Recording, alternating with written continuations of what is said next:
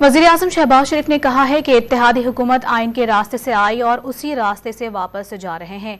16 माह कांटों और अंगारों पर चलने की मुतरादिफ करार दे दिए। कौम से अलविदाई खिताब करते हुए वाज़ेह किया कि इंतखाबात करा देते तो सियासी फ़ायदा होता, मगर मुल्की हालात ने सियासी फ़ायदा उठाने की इजाज़त न दी। इक़्तिदार संभालते ही यह हकीकत पूरी तरह वाज़ेह हो चुकी थी कि पाकिस्तान को इंतहाई तबाहकुन हालात का सामना है। सबसे बड़ी बारूदी सुरंग डिफ़ॉल्ट की सूरत में साबिक हुकूमत बिछा कर गई थी, जिसने IMF से अपने हाथ से किया हुआ मुआहिदा जानबूझकर और एक साजिश के तहत खुद ही तोड़ दिया।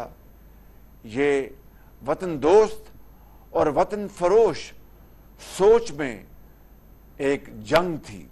मुल्क आज फिर फैसला कुन दोराहे पर खड़ा है। पाकिस्तान को माशी खुद इन्हिसारी और कशकोल से निजात दिलाने की राह पर गामजन कर दिया।